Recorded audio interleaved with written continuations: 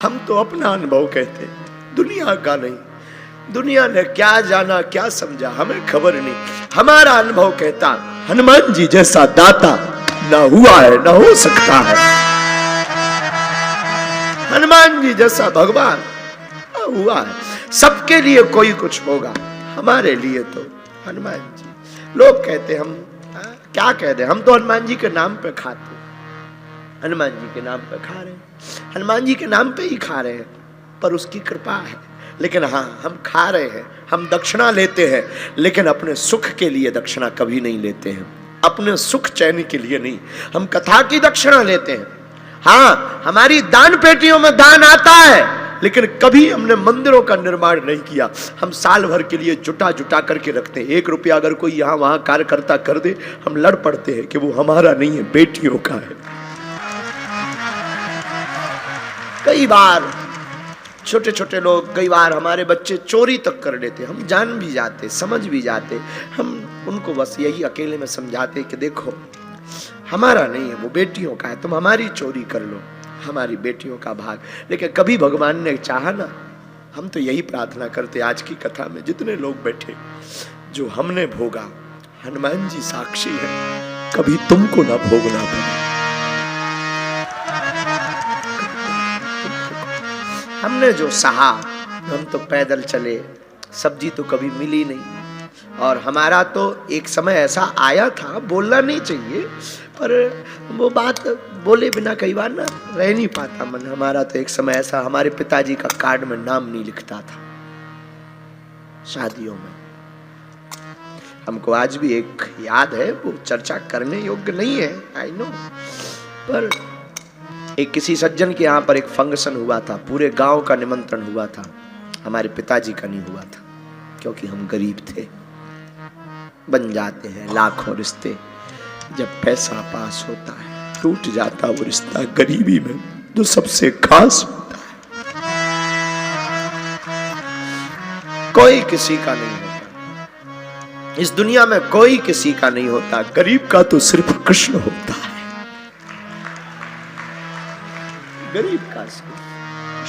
गरीब का सिर्फ गोविंद होता है, गरीब का तो सिर्फ परमात्मा होता है। हमारे मंचों पे भी यही होता है। बड़े बड़े अमीर लोगों को हमारे सेवादार चढ़ा देते, बड़े बड़े जो पद पर बैठे हैं वो आरती कर जाते हैं, जो पैदल चल कर आते हैं, धक्के खा कर आते, वो बेचारे पीछे खड़े रह जाते हैं, मंच तक नहीं आते, मंच तक नहीं आ पाते। कोई अमीर को धक्का नहीं मारता इस देश में। हमारे बागेश्वर धाम पे भी हमारे सेवादार अमीरों को धक्का नहीं मारते, उनको धक्का मारते जिनकी ज्यादा औकात नहीं होती।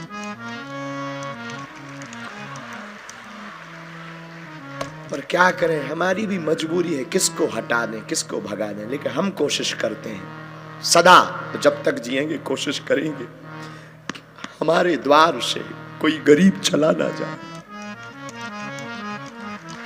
जिसका कोई नहीं है उसके लिए हम कोशिश करें। भगवान से हम प्रार्थना करते हैं हमारी मति ठीक बनी रहे। साधु बनना तो सरल है, प्रसिद्धि पाना सरल है, पर प्रसिद्धि को बनाए रखना बहुत कठिन है। साधु बने रहना बहुत कठिन है। इस रास्ते में बहुत जंजाल है। कोई हमसे पूछेगा कभी कि मुझे दरबार लगाना है, तो हम उसको यही कहेंगे कि दरबार तो लगाना, कभी भीड़ मत जुटाना। इसमें बहुत कंकड़ है, इसमें फिसलने के बहुत रास्ते हैं, इसमें गिरने के बहुत मौके हैं, हर दिन गिर सकता है। कोई साधु कितना भी बड़ा हो, उसे स्त्री चरित्र और गंदी राजनीति और 2 नंबर का रुपया जमीन में गाड़ देगा। साधु बनना सरल है, साधु बने रहना बहुत कठिन है। हमारे लिए तो बहुत कठिन है। हम कोशिश करते कि हमारे द्वारा कोई अपराध ना हो। हम सदा अपने बच्चों को बोलते, अपने सेवादारों को बोलते कि याद रखना, तुमसे या हमसे कोई भूल हुई तो भारत में कोई 10,000 सालों तक महात्माओं पर भरोसा नहीं करेगा, कोई सनातन पर भरोसा नहीं करेगा। खैर हनुमान जी, मेरे प्रिय आत्मीय जन, हम तुमसे इस अपनी आप बीती बता करके तुमको हम बहुत इमोशनल नहीं करना चाहते। अपनी आप बीती हमें याद आ गई। हम आपको सिर्फ ये बताना चाह रहे हैं कि तुम अपने काम आओ, पर तुम्हारे आसपास कोई ऐसा हो जो वंचित हो, गरीब हो, दीनहीन हो, तुम्हारी जिम्मेवारी है एक घड़ी सही उसका सपोर्ट जरूर करो, सहयोग करो, उसकी मदद करो। हमारे पास भी रहने वालों से हम बहुत हाथ जोड़ करके और बहुत वंदन भाव से प्रणाम करके कहते हैं कि तुम अमीरों का सपोर्ट बहुत लगाते हो, तुम्हारे में खून हो तो कभी उनका सपोर्ट लगाना जो वास्तविक परेशान हो। वास्तविक। खैर ये बातें तो बहुत होती रहती हैं, बहुत बार हम कर चुके, कोई बड़ी बात नहीं। सुदामा जी के जीवन में सुदामा गरीब नहीं है, क्योंकि सुदामा जी के पास गोविंद है। दरिद्रा सीध माना सा देप माना भिगम्य चा। सुशीला दरिद्र है, सुशीला दरिद्र है। और दरिद्र का अर्थ जो अस्त व्यस्त है, जिसकी कामनाएं अस्त व्यस्त, कभी तो विरक्ति की कामना और कभी आसक्ति की कामना। बच्चों को देखती है तो आसक्ति जाग, और पति के भाव को देखती तो विरक्ति जाग। हम लोग किसी के घर जाते हैं तो कहते हैं उसके सामान को बिखरा हुआ देखकर बड़े दरिद्री हो, पर दरिद्री का अर्थ गरीब नहीं होता। जो अस्त व्यस्त है, सुशीला कामनाओं से अस्त व्यस्त है। सुशीला के अंदर एक चाह है कि एक बार में थोड़ा धनवान बनूं। सुदामा की चाह नहीं है। क्यों? कृष्णस्यासीत सखा कश्चिद ब्राह्मणो ब्रह्मवित्तमान् विरक्तेन्द्रियार्थेषु प्रसन्नात्मा जितेन्द्रिया। सुदामा जी तो विरक्त, ब्राह्मण भी है, ब्रह्मवित्तमा भी है, ब्रह्म को जान चुके। और जो ब्रह्म को जान जाता है वो फिर आसक्ति की तरफ नहीं भागता। जो अनुराग को जान जाता वो फिर राग में नहीं फंसता, अनुराग में फंसता, वो फिर वैराग्य में जाता है, वैराग्य की धारणा में जीता है। मेरे आत्मीयों, मेरे प्रियजनों, हम आपको कहें सुदामा गरीब नहीं है। और एक बात, गरीब का सिर्फ गोविंद होता है। फिर बोलते हैं गरीब का सिर्फ गोविंद होता है, सिर्फ गोविंद होता है। लेकिन भगवान कृष्ण के इतिहास में और जीवन में अगर कोई हमसे पूछे, बहुत मिले होंगे भगवान कृष्ण को, सुदामा जैसा नहीं मिला होगा। एक कल कार्ड मिला, कार्ड ऐसा मिला कि कार्ड देखकर रोना आ गया। हम दरबार हॉल में थे, एक बूढ़े दादाजी धोती होती पहने खड़े थे कोने में, भीड़ बहुत थी, सेवादार सबको धक्का दे रहे थे। वो बेचारे कोने में ऐसा एक टुकड़ा टाइप का ऐसा दिखा रहे थे बार बार। तो एक दो बार तो हमारी नजर नहीं गई। हम जब अंदर जाने लगे तो हमारी नजर गई, तो हमने उनका हाथ पकड़ा। हमका क्या बात है? तो वो गिर करके रोने लगे। हमें लगा कि बीमार होगा कोई, इसलिए रो रहे हैं। तो हमने हाथ पकड़ा, हमका बताओ जल्दी क्या बात है, हमको जाना है। बोले महाराज जी, आपकी कृपा से हमारी नातनी का विवाह धाम से हो रहा है। और बोले बेटा और बहू मर गए, हम अकेले हैं और हम आपको कार्ड देने आए हैं। और हमने जब वो कार्ड देखा, शायद 50 पैसे का होगा, शायद 50 पैसे का ऐसा कार्ड। उसमें 4 लाइनें लिखी, बेटी का और बर का नाम, नीचे बागेश्वर धाम से हो रहा है, और माता पिता का नाम, और ओम बागेश्वराय नमः, इतने आधे कागज में। हमने पूछा ये कितने का पड़ा? तो दोनों हाथ ऐसे करके वो बूढ़े दादाजी बोले गुरुजी पूरे हमने 150 रुपया के छपवाए।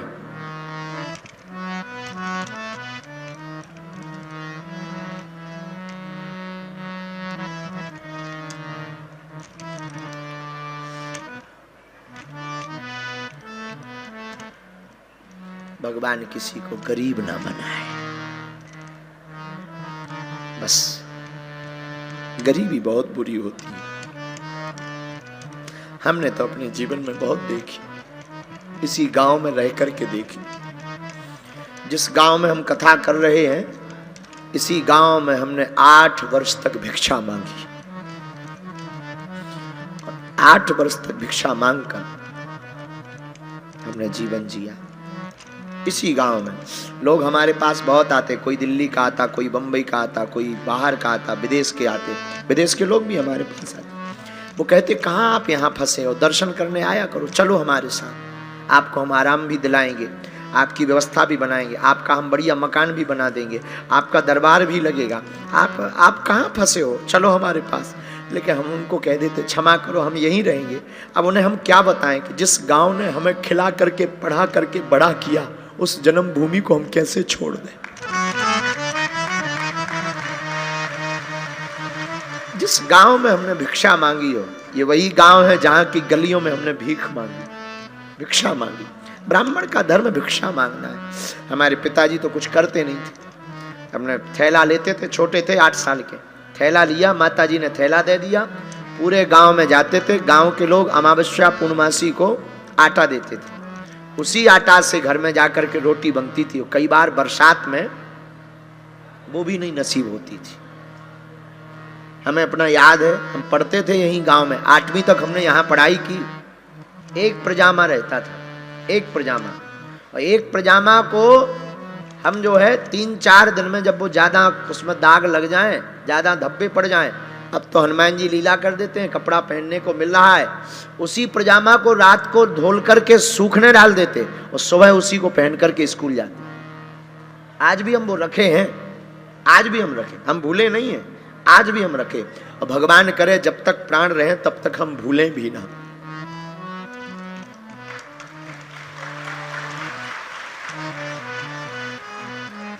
लेकिन हमने जितना दुख सहा है, हम नहीं चाहते दुनिया का कोई भाई अपनी बहन के विवाह में दुख सहे।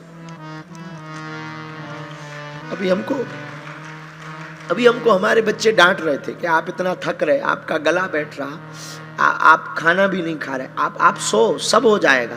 उनको कौन बताए कि तुम तो ठीक हो।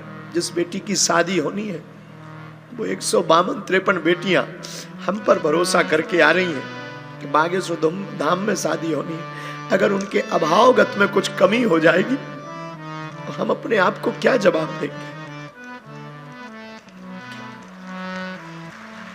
उनकी तो आशा हमसे जुड़ी, उनकी तो आशा हमसे जुड़ी। मेरे माई बाप हमारा कोई प्रदर्शन का विषय नहीं है, हम तो राजनेता नहीं है, तो हमें तो चुनाव भी नहीं लड़ना है कि बेटियों का विवाह करा करके हमें चुनाव लड़ना है, या हमें वोट चाहिए, या दुनिया को दिखाना चाहते हैं। हमारा उद्देश्य सिर्फ भारत में ये है कि भारत में जितने मठ मंदिर हैं, वो भी अगर इन बेटियों के विवाह का संकल्प ले ले तो भारत की आधी गरीबी कम हो जाएगी। ये तय, ये बात शायद दुनिया का कोई व्यक्ति ना बोले। हम बोलते हैं कि हम अपने पैसों से नहीं करा रहे, जो तुम लोग हमें दक्षिणा में देते हो हम उसी से करा रहे। लेकिन हो तो दुनिया में ऐसा कोई जो अपनी कमाई से बेटियों का विवाह करवा दे,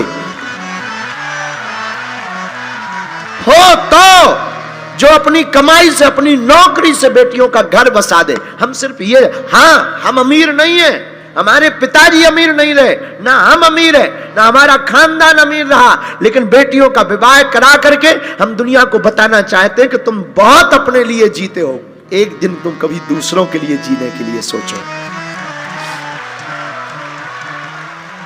और हम चाहते हैं इस भारत में एक दिन, आज हम घोषणा करके कहते हैं, आज तो हमारी क्षमता नहीं है, आज तो इतनी सामर्थ्यता नहीं है, जितनी है कम नहीं है, इतना दिया सरकार ने मुझको जितनी मेरी औकात नहीं, इतना दिया, इतनी औकात नहीं। आज तो क्षमता नहीं है, लेकिन व्यासपीठ से हमारा प्रण है, कभी इसी मंडप में हम 1100 बेटियों का घर बसाएंगे।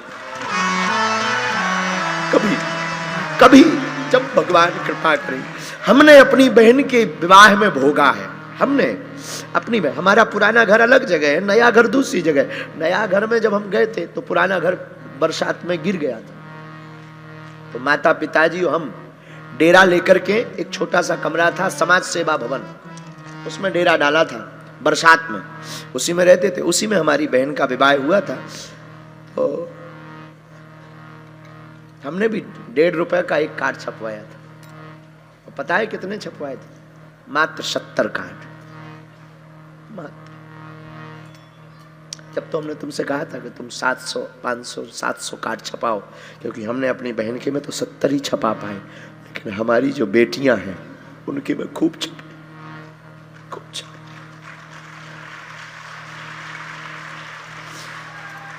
हम तो अपनी बहन के विवाह में व्यवस्था नहीं कर पाए, तैयारी नहीं कर पाए, लेकिन अब हम भारत के किसी भी भाई की आंखों में आंसू नहीं देखना चाहते। हमने जो सहा वो दुनिया ना सहे, हमने जो दुख भोगा वो दुनिया ना भोगे, हमने जो अवहेलना सही वो दुनिया ना सहे। आज बताना नहीं चाहिए, पर हम आज रह नहीं पा रहे, अपने आप को कंट्रोल नहीं कर पा रहे। हम जिस मकान में रहते थे वहां पूरे गांव के लोग गंदगी करते थे उस कमरे में। बरसात में जब मकान गिर गया तो हमने खुद अपने हाथ से साफ की मकान, उस कमरे को साफ करके डेरा डाला। 2 दिन तक भोजन माँ ने स्कूल में बनाया और फिर रहे। समय है, लेकिन एक बात बोले, क्षमा करना, हम बहुत विनम्रता पूर्वक हाथ जोड़कर कहते हैं, ये भगवान की कृपा है सो तो ठीक है, पर हमने कभी हनुमान जी के चरण को नहीं छोड़ा। यहाँ हमारे गांव के लोग भी बैठे, बहुत तरीके से जानते होंगे, गांव के लोग भी बैठे, हम सबको पता, हमारे सामने भी भाभी जी का परिवार पूरा सब लोग बैठे हैं। तो इनके सामने हम ये कह रहे हैं कि हम जब भी बचपन से ही हमारे गांव में एक महामाई माता कहलाती, वहाँ हनुमान जी, जब तक हम उस घर में रहे तो चक्की वाले हनुमान जी के पास रोज जल चढ़ाने गए। संजू को याद होगा, यहाँ हम जब दूसरी घर में आए, छोटे से कमरे में समाज सेवा का भवन था, वो भी टूटा फूटा, उसमें पूरे गाँव के लोग नित्य क्रिया करने तक जाते थे। तो उसमें जब कमरा था नहीं, पिताजी की सामर्थ्यता नहीं थी, उसी में जब हम रहे, इसीलिए तो हमने फिर चाह करके, जानबूझ करके, अभी तो नहीं बना पाए, अभी तो जैसा ठीक है, पर हमारी इच्छा एक बार है कि हम अपने माँ पिता के लिए एक छोटा सा भवन बनाएं, ताकि हमारे माँ बाबूजी उसमें रहें। हम ये कामनाएं हैं, वो बात अलग है, पर हमारी आत्मीय इच्छा माता पिता। तो हम आपको बता रहे थे कि महामाई माता में हनुमान जी रोज 4 बजे सुबह, जब पूरा गांव सोता था, हम 4 बजे सुबह वहाँ जा कर के हनुमान जी महाराज के सामने बैठते थे और बागेश्वर धाम पर दर्शन करते थे। बस एक ही बात कहते थे, कभी कृपा करना, कभी ध्यान आए हमारी तो हम पर भी नजर रखना।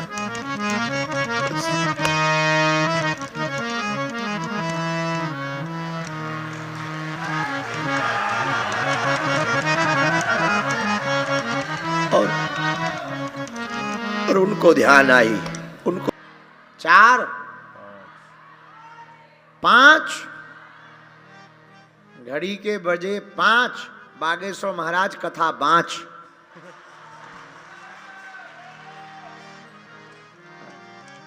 चलो 5 बज गए सो कथा सुना देते हैं।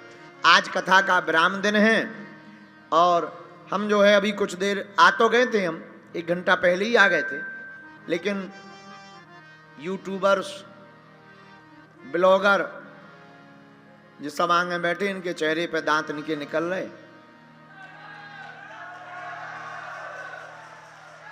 इलेक्ट्रॉनिक मीडिया, ये जितनी भी इलेक्ट्रॉनिक मीडिया के बच्चे बैठे हैं सामने, ये सभी इनकी आज की मीटिंग थी। अब 7 दिन ये यहीं रह करके तहलका मचाएंगे, 1 मार्च से 8 मार्च तक। आज जितने भी लोग पेशी में आए, बागेश्वर हनुमान जी महाराज करें, जाओ तुम सबकी पेशी स्वीकार हो जावे। और हमें दिख रहे कि दिल्ली की टीम भी आई है, बसों से चल करके दिल्ली के लोग आते हैं, वो भी आए हुए हैं। जय हो दिल्ली वालों, सीताराम।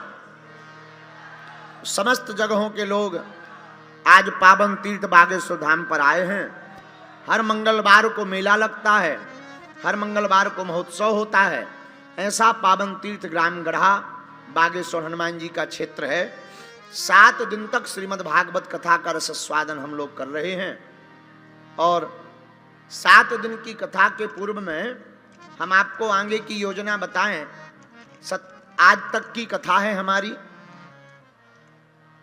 कल से 25 तारीख तक हम रोज दिन में अथवा रात को, जैसे कल हम शाम को दरबार लगाएंगे, दिन में सामूहिक अर्जी लगा देंगे, फिर शाम को दरबार लगाएंगे।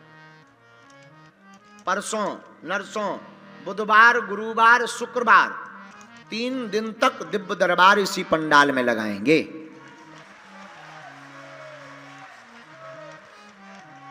लेकिन कल आप दिन में ना बैठ जाइयो, कल शाम को लगाएंगे। परसों से फिर लगातार, तो 25 तारीख तक यहां दरबार तो लगेगा ही लगेगा। फिर हम अब हाल हम सो नहीं पा रहे, लगातार बैठक। यहां से गए तो हमें लगो कि हम आज जल्दी फ्री हो जाए, भी मंगलवार है। यहां से गए सो गांव की बैठक, गांव की मीटिंग के बाद में मरीज आ गए, एक एम्बुलेंस आ गई, एम्बुलेंस में फंस गए। पर 8-10 जो है कन्या विवाह की व्यवस्था वाले लोग आ गए, उनमें फंस गए। और कब 4:30 सुबह के बज गए पता नहीं चला। और सुबह से फिर जो है 9, साढ़े 9, 10 बजे फ्री भये और जल्दी जल्दी जो है फिर दरबार में बैठ गए। सो पेशी चढ़ाई, लगभग 1800 टोकन नंबर की पेशी चढ़ाई।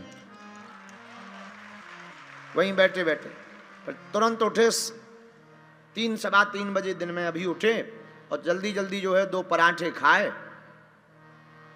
और चले आए, क्योंकि 12 बजे का समय दे दिया था और 12 कभी के बज गए थे। तो हमने कहा कि अब कथा कर लें। तो आगामी 25 तारीख तक तो हम दरबार लगाएंगे रोज। फिर जो है 27 से कार्यक्रम यहां शुरू हो जाना है। सो 2 तारीख और 3 तारीख मार्च को इसी पंडाल में भव्य महादिव्य दरबार लगाया जाएगा।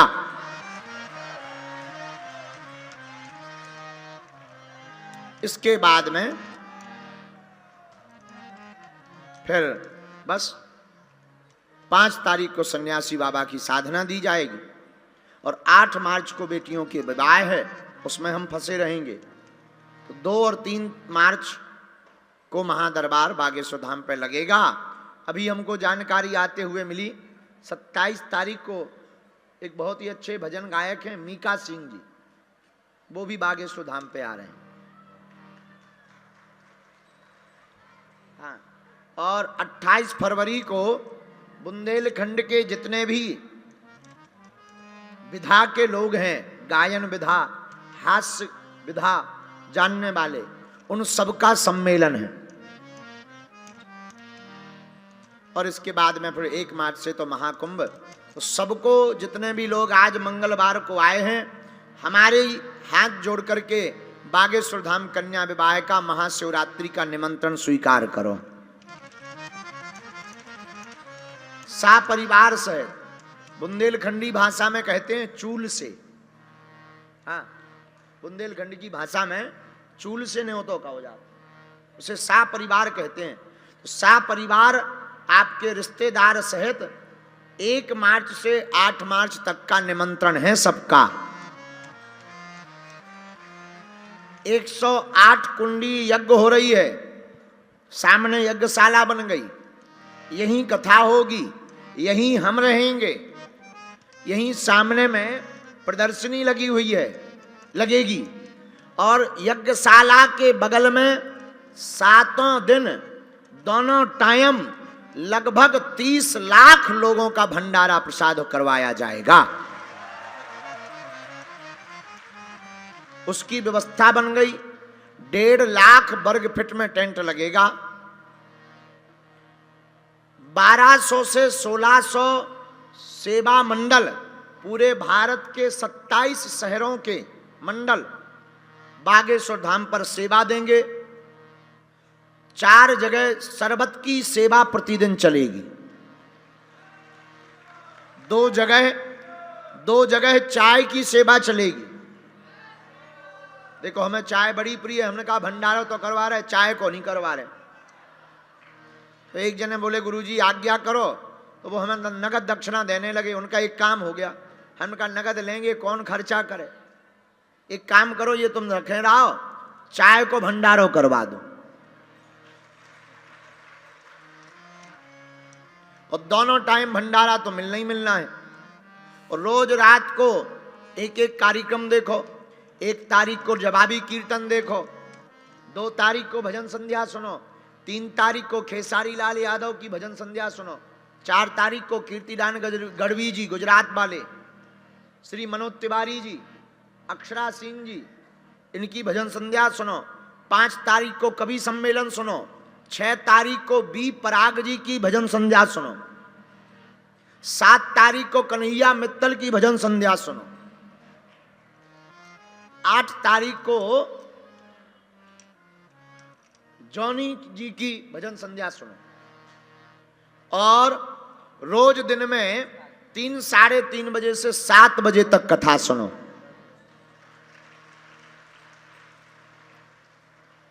और 2 और 3 मार्च को बढ़िया दिव्य दरबार। तो 7 दिन का डेरा आप सब लोग बना सकते हो।